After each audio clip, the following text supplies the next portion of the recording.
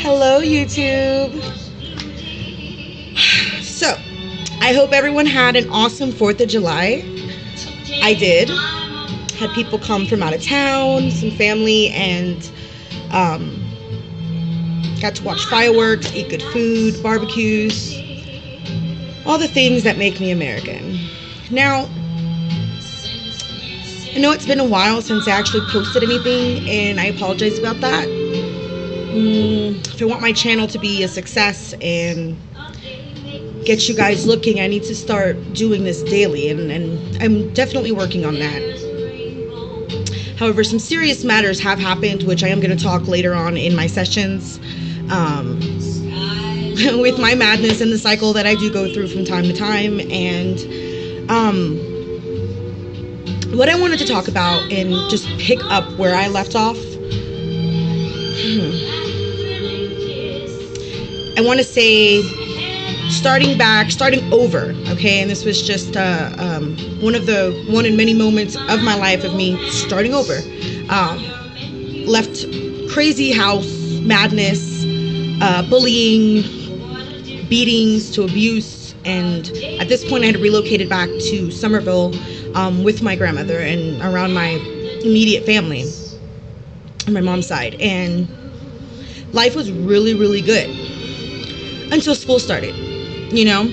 And my mother at that time was definitely, you know, planning on staying in Somerville. She was working, and we were just temporarily living at my grandmother's house, so it wasn't like I don't know, everything just wasn't in order, and slowly we knew that it was going to happen, and it wasn't really a big deal of us being at my grandmother's, you know what I'm saying? Like, I don't know, I was closer to my cousins. It was awesome. We lived in the same neighborhood. I thought it was the greatest thing ever. And then the summer was over, and, you know, school started, and you know, I'm pretty sure now, statistically, there's a lot more Hispanics and minority, like, in small towns like Somerville. However, like I said, in the early 90s, mid 90s, there wasn't really a lot of Hispanics. You know, there were minorities, but there wasn't a lot of Hispanics. So this is actually when I really started to, I don't know, I never thought of my heritage. I never thought of my culture, my background, because I've always, like, I've known of other cultures and backgrounds, but mine particularly, I never felt bad about, you know what I mean? And, you know, both of my parents, my father they're both Puerto Rican. I'm not too sure. I don't know, Puerto Ricans are very kind of particular. If you're not born in PR, you're not really Puerto Rican.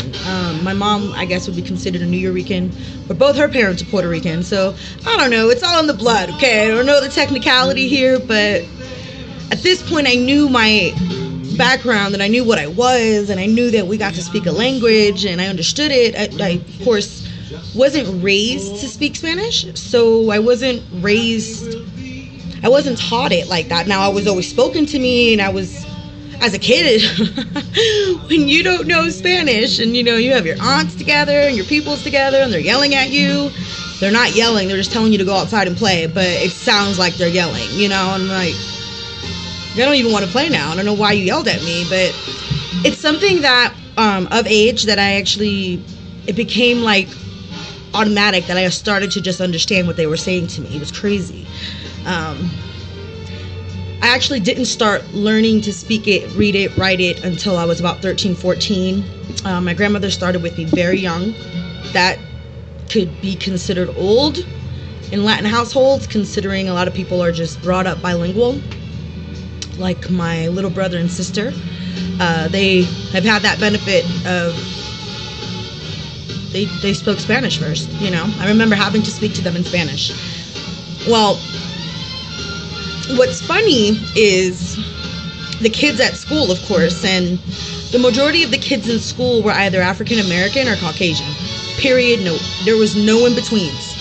Like, not even Native American, and I didn't see anyone that kind of looked like me. And it still didn't bother me. It just was different, you know. And people would make fun of my hair.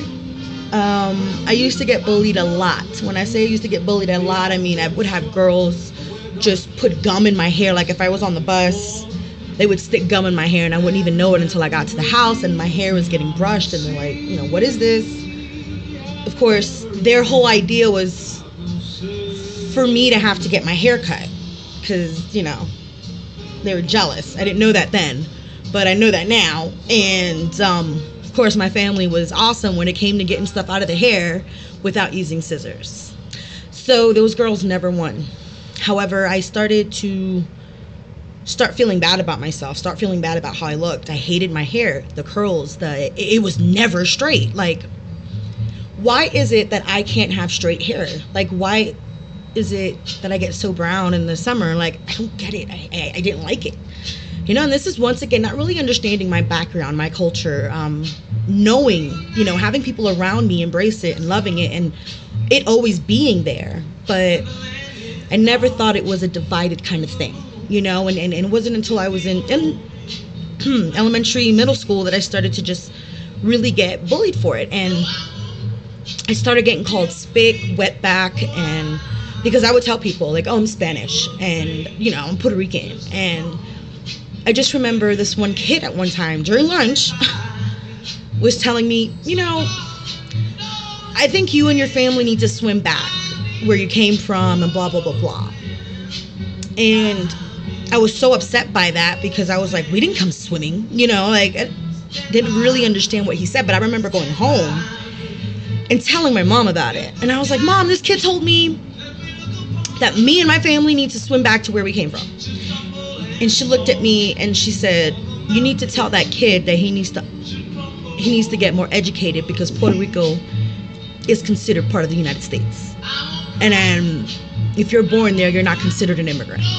And of course, immigrant, she had to explain that to me because I was just like, what? I'm not an immigrant, I'm Puerto Rican, you know, like, what does that mean? And she told me. So of course, the next day, waiting for lunch, just so I can just tell this guy, you know, like, I'm from here, and we didn't come swimming anywhere, and I'm American, which I did, and I felt so good about it. But that was only one battle that I won when it came to my race, you know. And living in a town like that, it was, oh my gosh, you know, and I really don't want to bash it, but, you know, I love it, you know, and I have a lot of respect for that town. But man, back in those days, how people were just so segregated and how cliques, you know, I didn't even see multiracial friends and circles and stuff like that. This was the complete opposite of me going to kindergarten and, you know, and going to school in New York and seeing all the different kids on the playground and period. It's just, wow. Now, as I mentioned in my other video, not only was I dealing with just the bullies, the people making fun of me because I'm Spanish, I was also dealing with communication issues with my mom. You know, my mom, once again, she was a single mom, so she was working really hard. I really felt like sometimes she was always working or she was always doing something, you know what I mean? And I had completely shut down from wanting to talk to her, tell her anything. And things were just bothering me. Like, I couldn't understand why I was so angry, but I was angry. And I was angry at everybody. Like, I don't know. I was bad. You know, I would always, I'm telling you, man, I used to always get beat. Not beat, but I used to get spankings and grounded. And, you know, you would think parents would never take away Halloween from their kids. I was so bad one year that my mother told me that if like one more incident happened, that she was going to prohibit me from doing trick-or-treating. And I completely called her bluff because I was like, I'm a kid. Like, you're not going to stop me from getting candy. And she did. I had to see all my cousins and everybody dressed up, and I had to sit there and give out candy. It was horrible. Mind you, that summer, not that summer, that fall, actually, that Halloween, all my cousins and my brothers, and my brother, excuse me, they went to a haunted house that had been talked about for some time now before that night. So, oh, I was so miserable. I was so mad. But, I started to become a lot. Like, I was stressing out my mother completely. I was stressing out my family. I didn't realize what I was doing to them. You know, I just was acting out what I was feeling. And because I couldn't talk about it, acting it out was pretty much what I did best, you know. And, man, I started going through phases, and I really started to messing with, like, just disobeying everything that was said to me. Like, if my mother told me, don't play with these kids are bad news, I'd be like, whatever, I'm gonna hang out with them because you don't know them and I'm gonna get to know them. I want to say, once again, you know, before elementary school, and this was in elementary school. I honestly, my memory is very, very botched, like blotched. Like, there's things I remember and there's just things I don't remember. And one of the things I'm really bad at is pinpointing exactly the time it happened. Like, I just remember how young I was and what school I was in. You know what I mean? Like, and I remember at this point I was in Span Elementary in Somerville. This was in, and we were actually living in the same neighborhood, like I mentioned, where my grandmother lived and my cousins lived. Now, what I want to go ahead and talk about is there was a kid. There was just an older kid, you know, and we thought he was we just thought he was so sexy. We had such a crush on him, and he was tall and he was older than us, and you know, he was in almost high school, I think, and we were in elementary school. This is how old this guy was. And you know, we had already been pre-warned from my mom and my aunts to not associate with this guy because he's too old, and there's no reason for him to be hanging out with little girls, which we thought it would be amazing if he hung out with us. Like, we would be so cool if he thought we were cool. And sounds familiar, right? And of course, as disobedient as I tried to be, as much as I could possibly be, the rebel that I was, and can't tell me what to do, you know, I ended up, me and my cousins ended up talking to this guy, hanging out with this guy. We were riding bikes with this guy. We'd go to his house and we would play, and it was nothing major that would give us a red flag, like to say this guy is not cool. He was always sweet to us. He would, when we weren't hanging out and saying hi to him and he was in the neighborhood, he would say hi to us, and it would just make us feel like, oh, the cutest guy in the neighborhood just say hi, you know, just said hi to us. Like, it was crazy. And I really just should have stuck to my boy bands. And you know, back in those times, I was like obsessed with Backstreet Boys, and my favorite one, of course, from the band was Nick Carter, blonde hair, blue eye. It was my dream guy, okay? And I don't know, this guy was second best to Nick Carter to me. And he was here, he was local, he was in my neighborhood. Now, on one occasion, I just remember we went outside to play, and we ended up going to his house for a little bit. And from his house, he was telling us about this game we can play, which is at the end of this neighborhood. It's like a dark, dark road, and we used to call it the Black Road because all the other road was like normal paved, and for some reason, when you got to the back of the neighborhood, like, it was the smooth, just black type of road, and it was just weird. So we used to always call it the Black Road, and now it's actually filled with houses in those woods. When I was a little girl, and in the 90s, it was not. It was just woods, and there was the road to get out of the neighborhood. That was it. We went to those woods, and we would always play in those woods, and there was like an abandoned house, and we would play in that house, you know. Actually got in trouble in that house. I broke the windows in that house and got in trouble, but I thought it was already broken. I thought the house was already broken. Why can't I throw it? It was vandalism. I didn't know that. Well, back to what I was saying. Like, so at this point, from his house, we're walking to the woods. We're in the woods. The game, we've never played this game before, and this was a weird game. And it involved me, him, and 2 of my other cousins that were with me. Now, keep in mind, me and my other cousin, which I'm not going to mention any names. I don't know how they would feel about me saying that. No names are going to be mentioned. But my cousin who was close to age with me and her were maybe a year apart. That's it. And then I had my baby cousin who was with me. And she was 2 to 3 years younger than us. Well, than me, of course. And the game got awkward. The game involved things that we've never done before.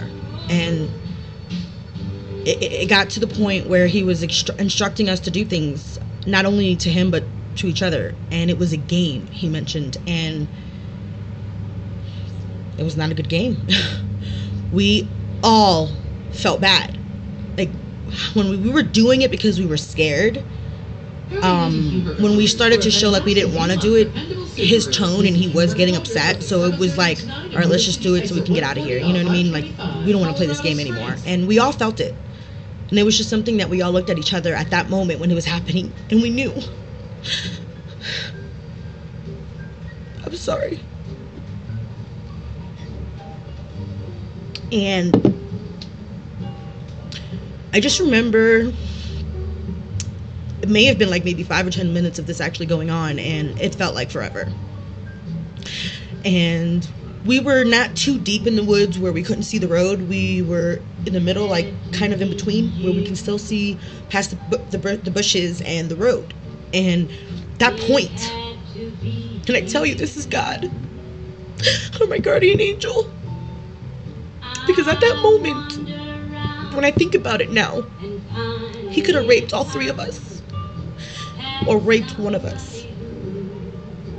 The touching and the fondling could have gone further if this didn't happen. And as I look into the road, I see my cousin, my oldest cousin. And she comes. She's walking with a guy friend from the neighborhood who was her age. They went to the same school together, they were friends. She was walking her bike actually. And all I could remember is screaming her name. And we ran towards her. It was a way to, like, just get away. He can't do anything because my older cousin's here. And she has a friend. That was the last time we ever hung out with my God. It got so weird. It got so awkward that we made a pact to not say anything. We made a pact to never say a word. And we did it. We did it for a while. And yeah, it was just crazy. On top of that, you know, that moment where I was like, oh, my life is gonna be normal. Even though I had anger and I was dealing with things, you know, I was still in elementary school, and I did not think that something bad can happen to me here. You know, and it didn't register that my mother said don't do this because she knew better. It didn't register that my mom said what she said for a reason. It didn't. It registered that I felt like I didn't want to be controlled. The fact of someone controlling me, even to this day, it bothers me. And I say that by contradicting myself because I let my emotions control me, and I let my emotions take on and be the reason for why I do the things that I do in my life. So like I said, this isn't something that I have together down to the science. This is just how it happened. I'm gonna leave you with that though, because we're almost at 20 minutes and I have to go to work. So with that being said, after that abuse and after that happened, something's changed between me and my cousins, and somebody ended up speaking about it, and broke our pact that we had, which ended up involving the family, you know, and the schools, and it just got crazy. But with that, I hope everyone has an awesome Thursday, and I will do another video, if not tonight, continuing on what I did, what we're talking about now. Peace, love, and chicken grease. Bye.